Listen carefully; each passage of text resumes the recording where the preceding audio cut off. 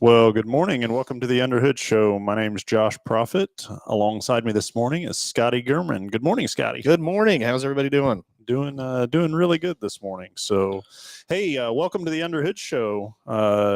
That is a call-in show, 316-462-3673. Let's talk about anything automotive, anything going on with your vehicle you want to talk about, check engine light, maintenance intervals, new products, MH Ford Racing, whatever the conversation might be. Pick up the phone, give us a call, 316-462-3673. That's the number to jump on the air here with us. For each and every caller that calls into the show, we got a great prize package for you, and we'll mail it out to you. But it consists of the works, which is an oil change, tire rotation. We use Motorcraft oil and filter products here at Mel Hambelton Ford.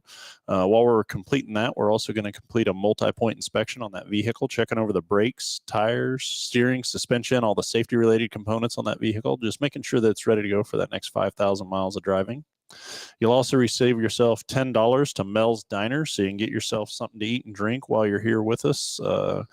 You get complete nitrogen for your tires, so you get all the great benefits that nitrogen has to offer for your vehicle. And then BG Products Package, which is going to consist of a can of MOA or motor oil additive for your engine oil, and then a can of CF5 for your fuel system. Again, just getting that vehicle geared up and ready to go for that next 5,000 miles of driving. So let's get the phones ringing, 316-462-3673. So good morning, Scotty. Good morning. How's everybody doing? Doing good. Got a comment already from Jason Cox. Says, morning, gentlemen. So good morning, Jason. Good morning. Thanks for joining us this morning on the chat side of things. So got a list of things that we wanted to talk about today, and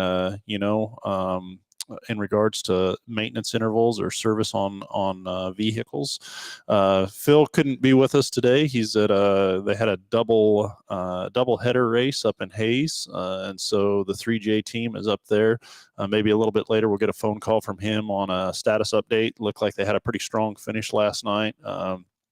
Made it to the feature and got second out of the feature, so I think they were pretty jazzed with their finish up there, and so hopefully tonight they can get a strong finish up there as well. So race season is definitely starting to wind down. As we were talking a little bit before the show started, somebody wanted to look up the temperature for the next week and see kind of where that was headed. And I'm afraid to say it that summer is definitely starting to wind down for sure. It's October, man. It is October 1st. I woke up this morning and thinking, God, I cannot believe it's October already. It's nuts. This whole year has just flown by so quickly, but I feel like the summer was just long and hot. It was so hot.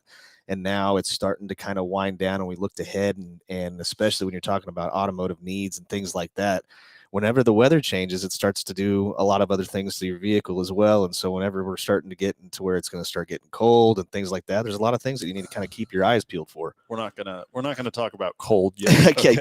Cool. But yeah, cool. I'll accept cool. I will not accept cold. Okay. That's fair. Not gonna go there yet. So it is starting to be that time of year season for sure, and it's start thinking about the months coming ahead and kind of where we're headed. When you think their typical service is 5,000 miles intervals or 5 months, well, where does 5 months put you down the road? That puts you in cold, Josh. Yeah. And so that's something that we really do focus on, each and every time that we get a vehicle in for service is that next 5,000 miles of driving. And you think about 5,000 miles of driving or 5 months time and where that is and what weather conditions that now put you in and stuff like that. And so this time of the year, tires is a big thing. Tires are huge. Right. Right now you get out of summer, and because you are 5 months from now, Exactly. Yeah. you're in the season, you're in the snow, you're in the ice, things like that. And so tires are a huge thing. And what I love about what we have to offer on tires is just the enormous selection. Oh, yeah. With Ford's buying power and the availability of tires that we have for for our consumers, for everything, for every there. kind of vehicle, every year, make, model. We try to keep in stock so many options for our customers, and that's, in my opinion, that's probably number one. When it comes to it's getting ready to get cool or cold, you're going to have weather conditions and driving conditions that aren't going to be aren't going to be perfect. So you're going to want to be safe, keep your family safe out there, and that's why we have so many great tools. Our drive, measures the tread right when you drive over it, and that's very important when maybe you're at 4 to 30 seconds and it's getting ready to get icy and cold and stuff like that. Maybe you don't want to have that depth of tread. Maybe you want to get into something new just to be a little bit safer and have better traction in ice and snow. And then the other thing is checking tire pressures. Whenever the temperature drops and you don't have pure nitrogen in your tires, you're going to get a tire light whenever that temperature drops. So that's another thing. Kind of another, or a couple of different topics there for sure on the nitrogen side of things. So first of all, I wanted to talk about tires or general for the consumer. I think the old analogy is that you take Lincoln or a penny, and if you can see Lincoln's head, then you need tires. In my mind, we're already past that. Yeah, you're past that point for sure, just from a safety standard or a safety standpoint. But in the number of used cars that we see rolling in and out of here, and we were talking previous to the show, the tenure that you have in the industry, yeah, and what you've seen over the years. You had a little bit of independent experience previous to coming to the dealer side of it as well. And so I wanted to kind of talk a little bit about that, and then just and I know that was looking back now, it was many moons ago, but I've been here for 10 years, so on that side of things. But what you had available to you tools wise at an independent, and then also just the product that you had available to you in independent versus the dealership environment and the dealership, what the dealership has to offer. It is such a night and day difference compared to what we have here. It being in an independent shop, you have a lot more challenges of trying to help customers just with the equipment that you use to mount the tires on the wheel, balance the tires correctly, things like that we have our road force balance machines here, which are so much more accurate, safer, things like that. It is a total night and day difference compared to where I came from to where I'm at now. And I love the fact that we try to offer as many options that we do. We have so many more options to provide. Even if we don't have it, we have the ability to get whatever somebody's wanting. So that's very important. But yeah, it's totally a night and day difference. For me, just I've had the opportunity to visit Pitt State here. Time's kind of flown here, but it was a couple of weeks ago, and to their automotive program down there. And one of the things that I always talk about or discuss with these young individuals that are looking into this industry as a potential career choice, and it is a great career path. I mean, there's a lot of different ways that you can go with it. And just like every other industry, I'm sure there's positive experiences and there's negative experiences, and trying to help these younger individuals through this career path, or looking at all the options ahead of time, and not get into a place 6 months, a year, a year and a half, and decide, this isn't really what I want to do, or not getting the full benefits out of what the experience could be. And so there's basically, I call them warning signs that I'm trying to coach or make these people think of as they're getting into the industry, so that they don't get 3 or 4 years down the road and in a career, a job that they don't like, and it's not necessarily the job's fault. It's just maybe where they're performing that job. Yeah, because it's true. Because you got to be happy. Oh, yeah. Going to work, you got to be happy. And so I always challenge people to look at independents versus dealers and kind of some of the differences on that as a career side, but then also as a consumer, I do the same thing. Yeah, because I do too. there's a huge difference between what an independent has to offer versus what a dealership can offer somebody. And when I think of tires specifically, just the volume of tires that we have to offer. With Ford's buying power, there's 17 different manufacturers that are available to us to provide to our customers on for their vehicle. And we do a lot of used car reconditioning. Yes. And I've seen used cars come in with tires on it that, like, why is that tire on that vehicle? And I know what it was. I know they went to somewhere. Yep. And they went to needed Bob's tires. and they needed tires. Yeah. And that's what Bob had to offer. That's right. Was this set of tires. But there's so many different specifications that go into tires for each individual vehicle that change the ride characteristic, big time handling characteristics, the noise level or audible noise level, the fuel economy. There's I can think of one situation that we got in 2 years ago, and it was on a Prius. And whoever buys a Prius, they buy it because of the fuel efficiency. Right. Like that's the purpose of that vehicle. And a customer purchased tires for that vehicle, and they purchased the tires based on a very low selection that was offered to them, and then also like a kind of like a budget side of things, and it almost cut the fuel economy in half in that thing on that vehicle. Yeah. And just for a tire. But you think about it, what's the weight of the tire, what's the rolling resistance of the tire, like what's the speed rating with a tread patch of it, or how much the contact patch, how much contact of that tire is touching the ground. And all those are things that affect. It's a cause and effect deal. And we just had one. It's probably been 2 weeks, but we had a situation to where somebody was needing tires for an all-wheel drive vehicle, went someplace and could only afford 2 tires, and the only 2 tires that they had was not the exact same size of what they needed. And to which point it was such a difference that it actually ended up making another part of their vehicle overheat, causing more damage.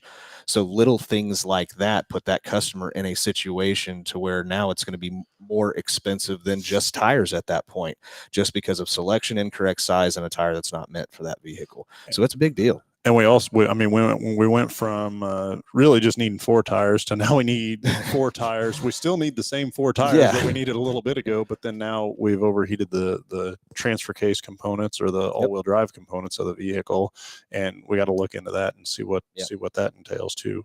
And so that's a knowledge standpoint. The other things that I think of is, okay, overall selection and availability, but then just our inventory of what we have in stock. We stock a lot of tires. Our warehouse is pretty big. Yeah. We do stock a lot of tires, and that's again so that we can have that selection for our customers and for our needs on the used car side of things as well. And so just having the inventory on site saves time. Absolutely. When you bring your vehicle in here and we have the tires right there to put on it and ready to go, that's a time savings. Sure. I mean, any more people want to, like order things off of Amazon, and I maybe I'm old fashioned, but I want to go and put my hands on what I'm buying, and the ability to go, especially with tires. I know people order them online, and we do too, but the ability to have a customer just come in and say, "Hey, I'm needing a set of tires. Do you have these?" And we end up stocking, as well, 2 full sets of them. So that's always nice to be. So I can go a little bit further on tires. Okay, now we've got the right load rating, we've got the right speed rating, and it's going to handle the tread design is proper for what the vehicle is on that side of things. But then as we're checking these vehicles in, like, what are we doing? Just on the check-in, Yeah. we're also checking the alignment. That's another big thing. Our service drive has cameras and alignment check machines by Hunter that will actually do a quick check on your alignment to make sure that the tires are going to wear properly or are wearing properly at that time.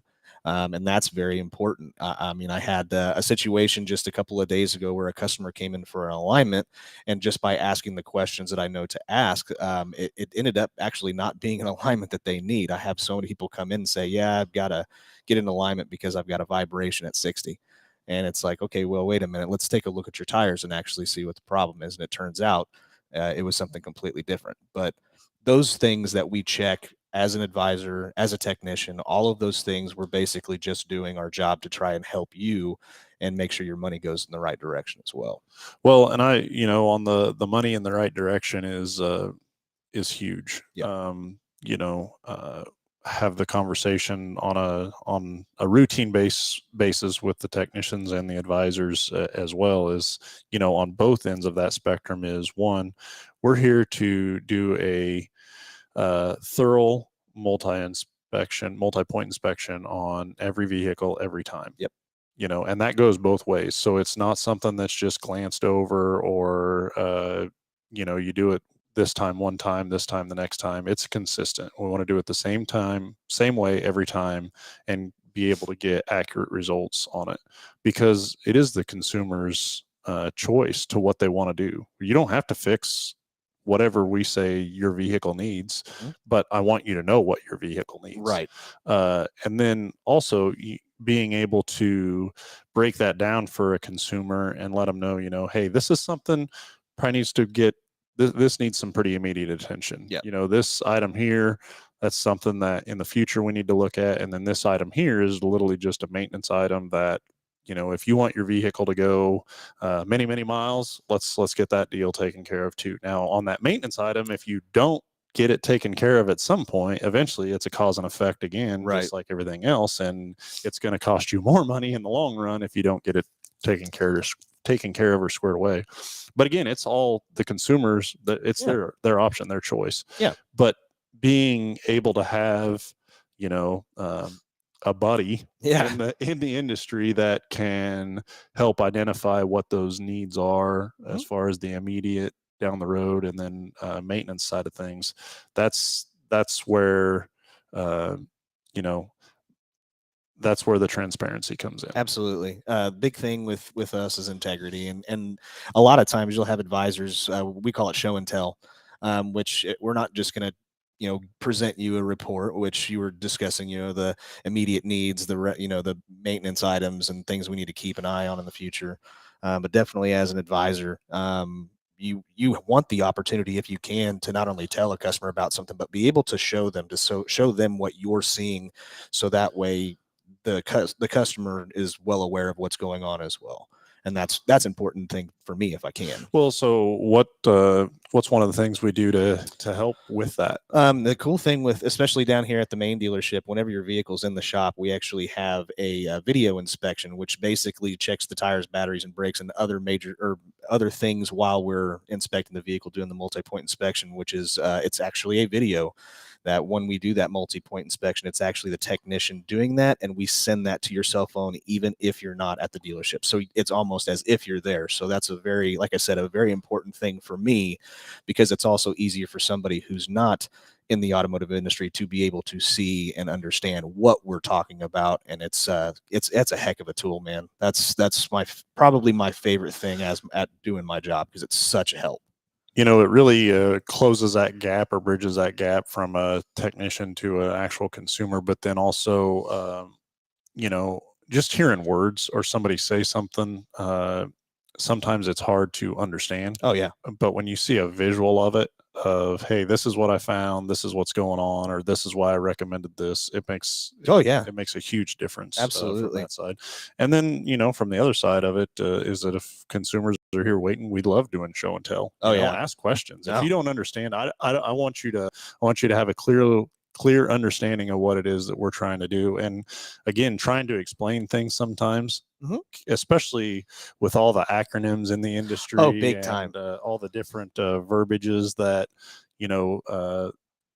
as being in this industry, you get callous to, or you just kind of know what's going on. But then when you're not from the industry and you're trying to explain it to somebody, it can be hard. And that's why hey, come back here, take a look at this, and then point at it, and it definitely can clear it up. You got a TPMS fault, you've got an APIM that's not reading, and you got a customer go, what the heck are you talking about? No, it's a lot easier to be able to show somebody something, and it's makes it not so much of a foreign language. It's a little bit easier to work with. Hey, let's get the phones ringing. 316-462-3673. That's the number to jump on the air here with us, and let's talk anything automotive. Phil's not here. Let's give something away. Okay, you want to give something away? Let's give something away. Okay, so we're going to do this. We're going to give away the normal package for the call-in. So that's going to be the works, oil change, tire rotation, the multi-point inspection, the nitrogen for the tires, the $10 to Mel's Diner, and then the BG products package. But in addition to that, we're going to give something away. Okay, what we got? Let's give, I was trying to think about what to give away. I think let's give an additional $50. Okay. So $50, and you can use it, spend it however you want. Parts department, service department, okay. Service department, wherever you want to, however you want to use it. So let's get the phones ringing. 316-462-3673. So it's about $130 package on the first part of it, and then we're going to throw in an additional $50 to use. Maybe you need cabin air filter. Cabin air filter. There you go. That was a big one that I wanted to discuss, especially with fall. Yeah, there it is. With fall. There it is. You've got a lot of people that park in their driveways that have trees and leaves and stuff like that. Well, that eventually does get into the cabin air filter, and I've seen some cabin air filters get clogged. Yeah. Let's talk about a cabin air filter. Yeah. Because you and I know what a cabin air filter is, right? And again, we just say the words. That's true. Assuming that the consumer knows what a cabin air filter is, or where it's at, or what it does. So first of all, not even every vehicle has a cabin air filter. Correct. It is becoming something that is more and more common, in the sense that a lot more manufacturers are, putting them in. Years ago, it was really hit and miss on what did and what didn't. But essentially, it's just like your filter in your heating and ventilation at home, that it's filtering the air entering into the cabin of the vehicle. So it's taking the outside air, filtering it before it goes into the cabin. I was driving home the other day, and they were cutting. And just dust everywhere. And years ago, you could really tell whether a vehicle had a cabin air filter and they didn't.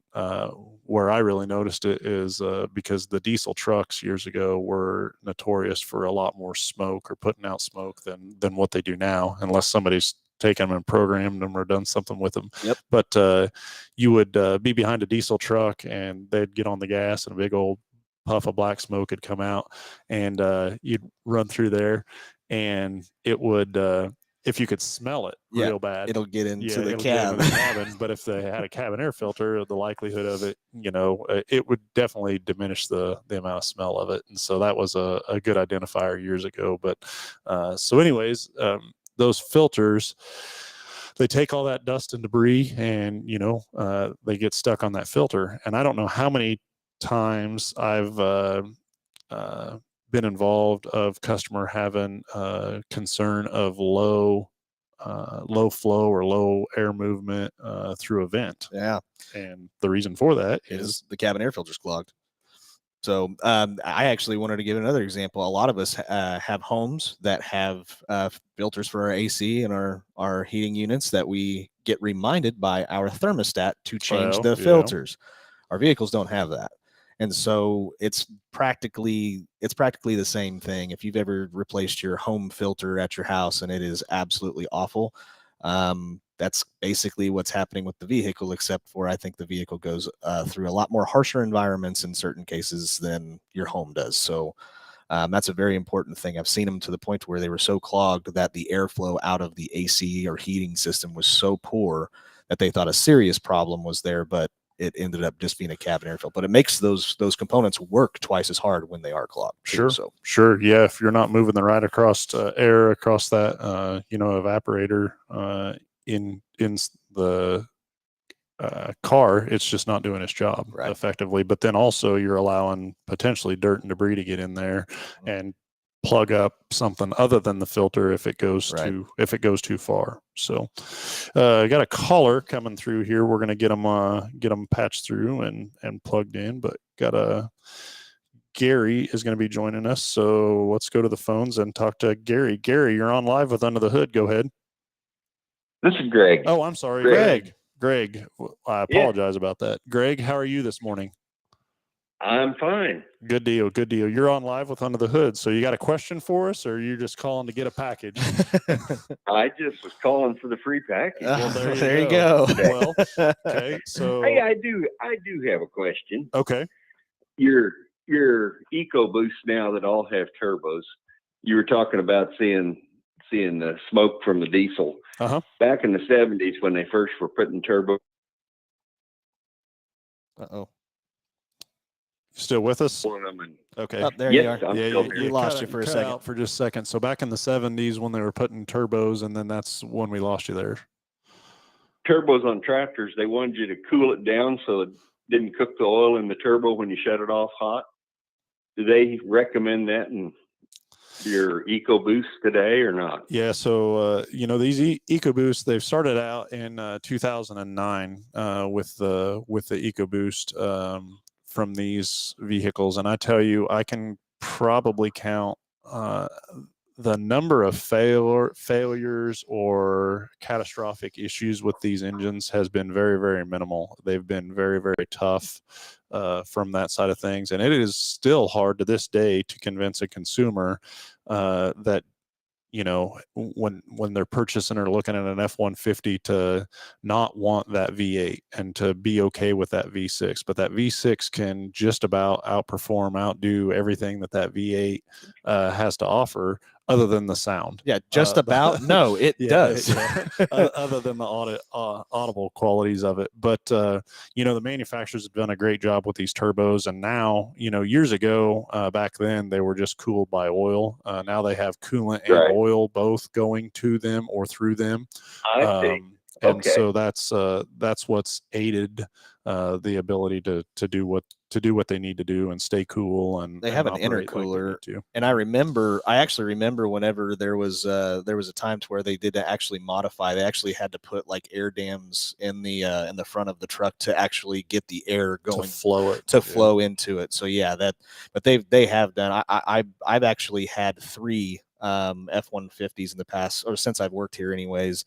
And the EcoBoost is the only engine I will get in an F-150, 3.5 liters, and they are so awesome. I love them, and I can't tell somebody that's so into getting a V8, I need to get a V8, and I'm just like, just drive the 3.5, and it may change your mind. Yeah, it's the performance that these, and we've got them, the EcoBoost portion of it, they've obviously adopted it, and there's just about every vehicle model line. Well, every vehicle model line, there's a version of that engine that of the EcoBoost or the turboed vehicle in every one of them for sure. So, but they've come a long way with that. And even turbo failure, I mean, it is something that you see from time to time, but it is not. It's not very common. It's not a very common thing for that to happen. And what I will say is that the routine maintenance is the key to even make that failure rate way less. Because the smaller passages providing oil to these turbos and to the cam phasers and for the timing and everything like that is good clean fluids, whether it's oil, coolant, transmission fluid. That's the key to making these things run as long as you want them to run. So great question there. So now I got a question for you is you called in, you received the package that we'll mail out to you, and then we're going to add a $50 to that. What are you going to do with your $50? Yeah. Probably bring my Mustang in for work. There you go. Okay, well there you go. What's the Mustang need? Nothing right now. I just had Okay. you guys just put brakes on it. Very good. Well, good deal. Well, great. Appreciate the call, and we'll get that package sent out to you and include that $50 gift card in there. So, again, Okay, thanks you. for calling. So. Thanks, Greg. Appreciate it. So got Greg, got him a $50 gift card as well as the normal package. So thanks for that call. And yeah, the the turbos on these vehicles, and like I said, there's just about, well, every model line has a version of an EcoBoost now. And you know, it's all about routine maintenance to keep that thing going as many miles as you want to drive. I would only buy an EcoBoost, I think. I mean, that's just my preference, but that's my favorite. I whenever I had that 3.5, I loved it, and I ended up downsizing and getting something else. That's why I don't have it anymore. But God, I love that thing would get up and go. It shocked me the very first time I drove one how much power they have, and then they're fuel efficient. But gosh darn it, they are just, that's an awesome engine that Ford came out with. So we talked about this morning, talked about tires, purchasing those from us and all the different options that we have on tires. Then we also talked about cabin air filters as well. The next thing that was on my list was nitrogen for those tires. Yes. When you get into this time of year and your temperatures are going to fluctuate so much like they do. I mean, we woke up this morning. I don't remember exactly what the temperature was outside this morning, but it may go from a 50-degree day to an 80-degree day, and maybe even more than that. That's a lot of change. So let's talk about kind of nitrogen and your experience with that, and why we use nitrogen. Yeah, with nitrogen, especially pure nitrogen, whenever you got that in your tires, which I know Phil whenever he does it, he bought machines to get the most amount of nitrogen in your vehicle, because it's extremely difficult to get 100%. Most of the air is nitrogen that we breathe. That's very true. But the higher percentage, especially when you live in Kansas, the change of temperature is going to drop the pressure in those tires overnight, especially when now in Kansas, we're going to have days that are going to be in the 80s, and at night it's going to go down to the 50s. So you're going to have a tire light when you get in your car the next morning. Well, or, from a tire light standpoint, but then also just the standpoint of the premature wear that it puts on the tire when you have that much fluctuation in pressure. Very and true. It's so the typical tire pressure is right around, it's kind of changing now with the lower profile of tires, but years ago it used to be about 32. 32 to 35 psi was kind of the placard tire pressure for vehicles. And years ago, or with that and compressed air, you may, from a tire being cool and lower ambient temperatures to a tire that's warmed up rolling down the road after some driving, there may be 5 or 6 psi difference in that tire. Yep. And you think about a balloon, and as you're blowing it up, and what the difference 2 or 3 breaths in that balloon make, and then the circumference of that balloon. Yep. Well, it's no difference in that than what it does to the tire. It changes the dynamics of that tire and how it wears. And so then the center of the tire potentially would wear out sooner, or the edges are going to wear out sooner, depending upon what that fluctuation in pressure is. And here's the biggest thing with that for me, is that these tires aren't cheap anymore. No, they are very expensive.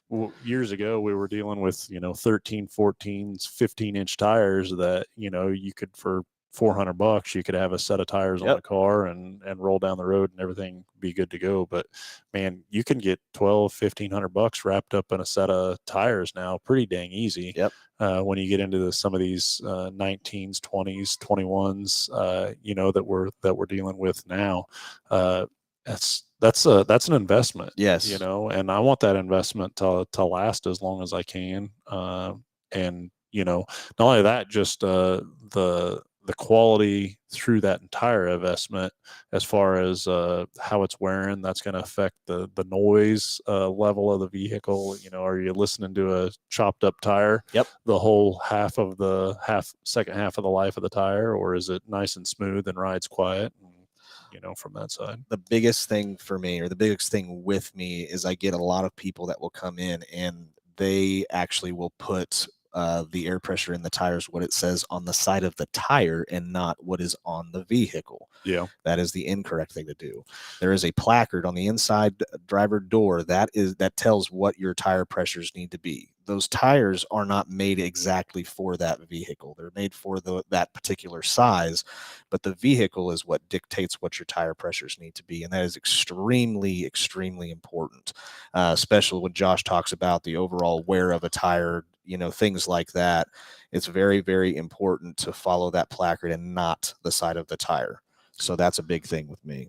I would say out of all the vehicle maintenance needs and should be requirements, I guess, that's probably the one of probably quite a few, but the most easiest overlooked maintenance things that somebody could do. I agree. Years ago, when obviously tires weren't made like they are today. You used to get maybe 20, 30,000 miles out of a set of tires, and now you can easily get 80, 100,000 out of a set of tires. But I mean, people check tire pressures. They used to check tire pressures. At filling stations, you'd fill up with gas, you'd check your tires, you'd top off all the fluids. People don't do that anymore. No, now we're spoiled. We have these sensors in these tires to tell us if there's something wrong. And then the other side of that is the profile of the tires. I mean, you used to have a sidewall that was a mile long, and now you don't have that. And so it's hard to tell if a tire's low in the current technology or current tire sizing that we have. They're pretty thin sidewalls or pretty stiff sidewalls, and to be able to look at a tire and tell if it's visually low is next to impossible. Next to impossible. But you did bring up a great point with the tire pressure monitoring systems and being able to kind of scroll through the dash and see what those tire pressures are for sure. So, but nitrogen's a huge benefit in the fluctuation of pressures with temperatures. It's doing that. Nitrogen's made up of larger molecules that than compressed air, so it doesn't leak as fast or seep as fast. I mean, you'll still lose some, but it's going to take a longer amount of time to be able to do that. It's not as susceptible to the temperature change, so you're going to get a consistent pressure throughout the life of the tire. And the benefits of having a consistent pressure throughout the life of the tire, having that nitrogen in there, is fuel economy. Right off the bat. You're going to get better fuel economy just by having a consistent pressure for that tire and not having those fluctuations. The other is just longevity of the tire. It's going to wear a lot longer as well. So it's really, really difficult. Well, I guess it's easier for us to see whenever the temperatures drop and to go out and you got a tire light on and things like that. But what you don't think about is whenever that tire is actually being used and rolling, there obviously is transfer of heat. So if you have nitrogen in your tires, it's also still going to affect the overall wear of the tire that way, because it's going to do the exact same thing when the tire is hot. So it's going to be more consistent, and it's not going to change for that as well. So just overall, much a better way to inflate your tires. The heat aspect of it, if you've got a cooler tire, it's going to perform better. Your stopping distance is all affected by that. And I mean, you're talking pretty minuscule differences, but it's enough to make a difference that it's a benefit in the long run for sure. So, hey, let's get the phones ringing. 316-462-3673. That's the number to jump on the air here and give us a call. So got a package that we give away for the works, oil change, tire rotation. Then we do a multi-point inspection, check over to the vehicle, making sure everything's squared away. Also do complete nitrogen for the tires, which we've been talking about, as well as $10 to Mel's Diner, so you can get yourself something to eat and drink with us. And then a BG products package, which is going to consist of a can of MOA or motor oil additive, and then CF5 for the fuel system. So let's get the phones ringing, 316-462-3673. So, Scotty, what's next on your list there? Next on my list is going to be the cooling systems of your vehicle, or coolant or antifreeze, I guess you could call it in the winter. That's something that is routinely checked whenever you get a vehicle serviced here at Mel Hambelton Ford. We have pH strips to test, I guess, a couple of the properties, the pH, the freeze point, and things like that. And I don't believe so, and correct me if I'm wrong, but I still don't believe there is an actual maintenance interval for this particular service on most vehicles out there. Yeah, there's not. I was at a Ford meeting here this last week, and we were actually talking about maintenance intervals on fluids, just in general, and specifically, it came up, and over the last couple of years, I've seen a lot of manufacturers add brake fluid services to their owner's manuals, which is something years ago that you never did see. A lot of foreign manufacturers have adopted that many years ago, for sure. And you're starting to see a lot more of the U.S. manufacturers get that in there. But the coolant is something that is so critical. It is very critical. But here's the thing with coolant, and from the manufacturer side of things, they don't really put it in any maintenance guides. And I guess here's why: is because everybody has a very durable coolant, in the aspect of it's going to last a long time against freeze point. So they're going to be able to fill up a cooling system, and it's going to work for many, many years, and you're not going to have to worry about things freezing up like it did years ago, or vehicles that had green coolant, and really every couple of years you were concerned about the freeze point of the coolant. But what they don't tell you is the concern with the coolant is the additive package in the coolant, that is the pH level, which is basically an acidity level. And so the coolant itself, although it's good on the freeze point side of things, the acidity level is what a consumer really needs to be worried about with their coolant at this point in time. Now, an acidity level point is, as a consumer, if it's off, what does it matter? Well, if it's not right on the high end of the spectrum, so if it's too acidy, then you're going to get components that get ate up. Yeah. So your water pumps, your heater cores, all your internal lubricated stuff from coolant, that's the negative on that side. Now, if it's too low, what happens? Well, then rust will actually start to occur, or corrosion will occur. And we talk about the turbos and things like that earlier in the show. You get corrosion in a cooling system, and you have all these fine passages that coolant needs to flow through. That's the negative side of that. And so, unless you're checking for that, it's too little too late. If you're high on the acidity side of things, and we've ate components up, or low on it, and now they're corroded up, that's something that's very hard to reverse. Yeah. And so that's why it's important, as a routine maintenance, to check that pH level of that coolant to identify what that is and be able to correct it at an early stage. Yeah, definitely. I mean, that's kind of an easy predictor. If you have a situation to where, and I know probably most of us have at least had it once, to where our water pump starts leaking or something like that.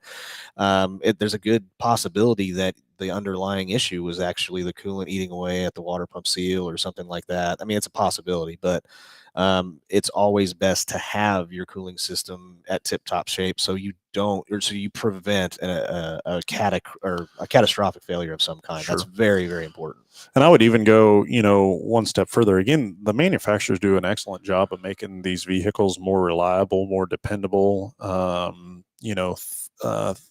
And the standard repair of years ago is really kind of something that is going away, kind of a thing of the past. And when I say that, I mean like, a starter or an alternator, or a water pump, things like that. It's just not something that it does happen, and we see it, but it's not as common as what it used to be. Now, with that, the level of complexity for those components are a lot further. In other words, it's not something that happens every time. So just its location, and what I mean by that is, water pumps now. Water pumps are something that used to be belt driven, pretty much on the front of the motor. Now, as we go to these hybrids, and we go to different styles of engines and designs, the manufacturers are having to come up with different ways to operate these components or drive these components, trying to fit everything into a vehicle. They're looking at, different locations. Something driven off of a drive belt takes fuel economy, takes horsepower to be able to do that. And so like on the water pumps, they've put them in with the timing belts or timing chains in a lot of vehicles now.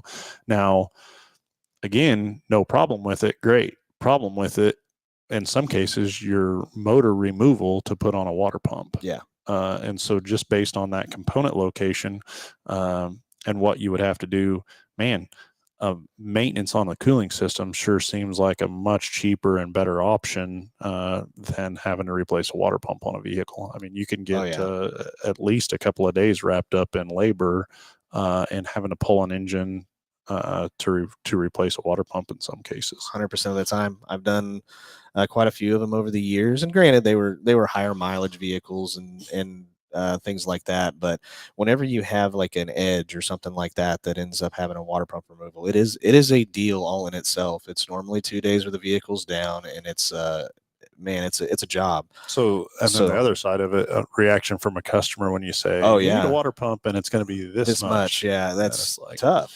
But Josh is exactly right. The best possible case scenario is obviously keeping your cooling system in tip-top shape so it could prevent that from happening.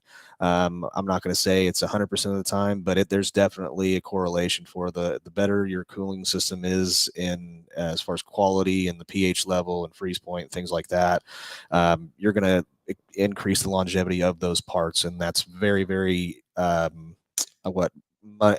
you're conserving money by just servicing them when it's supposed to.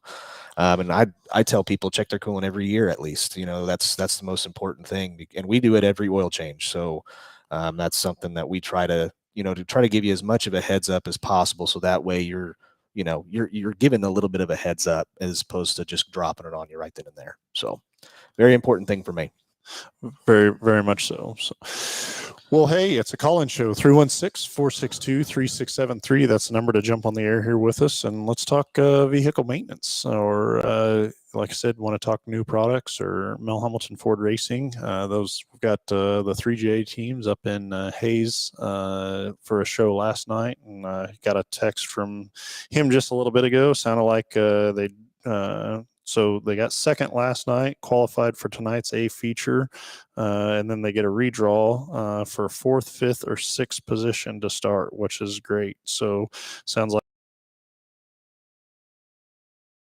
got evening, so super excited about that. Hope those guys do good and come home with a win. Season's kind of starting to wind down. From that side of things. So, and then we're at Bar to Bar. I think it's today and tomorrow out there at the motocross track over here. You don't know your own schedule? Yeah, I know we're there. I'm just trying to remember if it was a 2-day show. I'm pretty sure it's a 2-day show for those guys up there. And then next week, man, we got a lot going on. So we're going to be in Wheatland, Missouri, out there at the Lucas Oil. So we've got a crew going up there. Practice is on Monday, and then it's they race Tuesday through Saturday up there. So got a pretty intense show up there. Got a couple of crew going up there on Monday, and then we'll do a switch out on Thursday and restock some supplies and all that stuff. So going to be busy next couple of weeks here for MH Ford Racing. Everybody's trying to get their last couple races of the season in and get it going. But hey, if you need any racing parts, nitrous, fuel, we've got it all right inside here at Mel Hambelton Ford. So, and then we're sponsoring a car show over here at the church just across the street from us at 135th and Kellogg, and that's going to be today. It was up until I think 5 o'clock over there, and so they typically have a great turnout for those guys over there. But if you're looking to get out to a car show, 135th and Kellogg at the church over here, and come see some old cars or classic cars, and it looks like it's going to be a great day weather-wise for a Yeah, car show for it's sure. going to be gorgeous. I kind of want to put you on the spot and ask Okay. you a question. So All right. we have this kind of funny joke that we have between the service manager David Gray and you. If you had to pick an older car to soup up real nice and make it perfect, or a brand new nice new Mustang or whatever car, your dream car, what would you rather have? Oh man. Well, it'd be a new car. Yeah, it'd be a new car down, hands down. So David has an infatuation with the Chevelle, and I love the Chevelle, and I think it's great. I just, man, I can go to a car show and I can walk around and I can truly, really appreciate the cars and the time and effort that these people have put into them to get them there. And,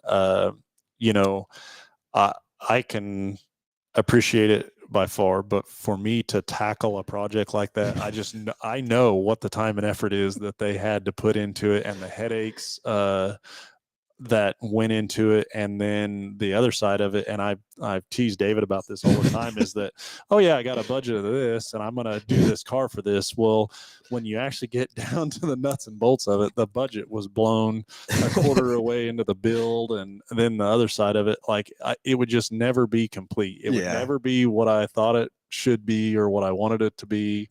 They'd come up with a new product design or something that was better that I thought I had to have. And then, I tease him about this all the time, but okay, now I've finally got it to where I want it. And I go drive it down the road and it's still 50, 60-year-old car. Yeah. Like there's wind noises and water leaks and just the feature comforts of, of the modern thing. And so, yeah, I razz him about that all the time. I don't want to discourage anybody from doing that. It's just not me. I would much rather get a new GT or, one of the GT 500s or something like that and just be able to hop in that thing and just go. You've got 700 plus horsepower. You've got climate control. You can hop in it and go from here to wherever you want to go. And I'm not saying couldn't be issues with that too, because if you drive them hard, something's gonna break. That's right. So I just think it's kind of fun because we have great relationships with our coworkers in here, and it's always really funny when these guys get on this conversation.